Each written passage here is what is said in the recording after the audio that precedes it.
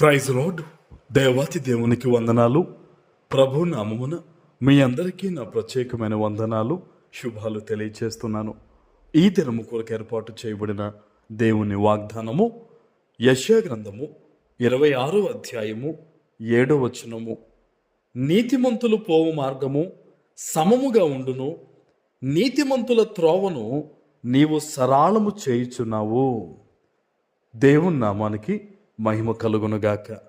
ఈ ఉదయకాల సమయంలో సర్వ సృష్టికర్త అయిన నీ తండ్రి గొప్ప వాగ్దానాన్ని నీకు అందిస్తూ ఉన్నారు. ఆమెన్. నీతిమంతుల యొక్క మార్గం ఎలా ఉంటుందంట? సమముగా ఉంటుందంట. ఈరోజు భయభక్తులు కలిగి దేవుని వాగ్దానాన్ని వింటున్నావు కదా. నీ జీవితంలో నువ్వు ప్రయాణం చేయబోయే ఈ జీవిత మార్గం ఏదైతే ఉందో ఆ మార్గాన్ని దేవుడు సమముగా చేయబోతున్నాడు. ఆమెన్. అది ఉద్యోగ విషయంలో అవ్వచ్చు, కొన్ని మాటల విషయంలో అవ్వచ్చు, వ్యాపార సంబంధమైన ధన సంబంధమైన విషయాల్లో అయి ఉండొచ్చు. వాటన్నిటి విషయంలో నీకెదురవుతున్న అవకతవకలు అన్నీ కూడా, ఎందుకంటే నువ్వు నీతిమంతుడివి, నీతిమంతురాలు గనక నీ కొరకు ప్రభు ఏం చేయబోతున్నాడు? ఈ దినము ఆ మార్గం అంతటిని సమముగా చేయబోతున్నాడు. నువ్వు అనుకుంటున్నావు, ఇదేంటి ఇలా జరిగింది, ఇలాంటి ఇబ్బందులు వచ్చేవాడు పడ్డాయేంటి, ఎలా అని చెప్పేసి నువ్వు అనుకుంటున్నావు. కానీ నీకు ఆ మార్గాన్ని అంతటినీ కూడా దేవుడు సమముగా చేయబోతున్నాడు. ఆమేన్. మరొక మాట ఇక్కడ చూడండి, నీతిమంతుల త్రోవను ఆయన ఏం చేస్తారట? సరళము చేస్తారట. హల్లెలూయా. ఎత్తైన పరిస్థితులు కొన్నిసార్లు జీవితంలో ఎదురవుతూ ఉంటాయి. ఆదాయం కొంచెం ఉంటుంది, అప్పేమో ఎంతో ఎత్తుగా కనిపిస్తూ ఉంటుంది. కుటుంబంలో సమస్యలు ఒక్కోసారి చాలా భయంకరంగా కనిపిస్తూ ఉంటాయి. ఈ జీవిత మార్గంలో అసలు నెమ్మదే లేదండి, ప్రాణము విసిగిపోయిందని చెప్తూ ఉంటారు కొంతమంది.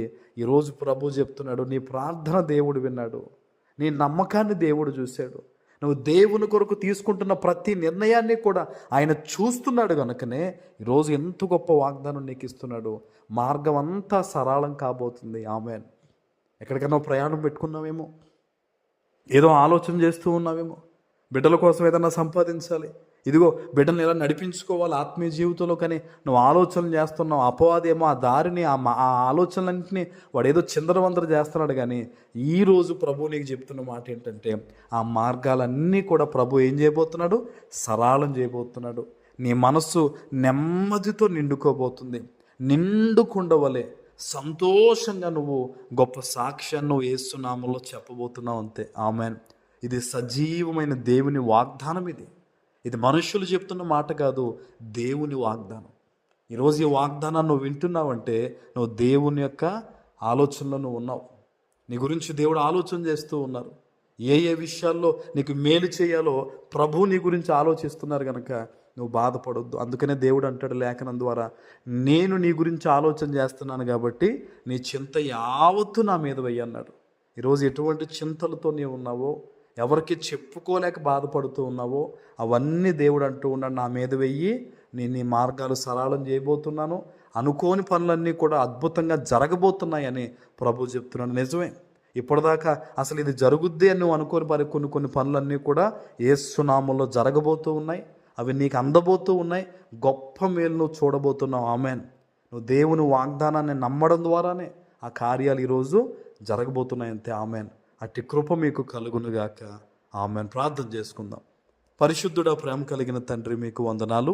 ఈ ఉదయకాల సమయంలో మీరు ఇచ్చిన గొప్ప వాగ్దానము ప్రతి బిడ్డ జీవితంలో నెరవేర్చి స్థిరపరచమని యేసు నామమున ప్రార్థిస్తున్నాను తండ్రి.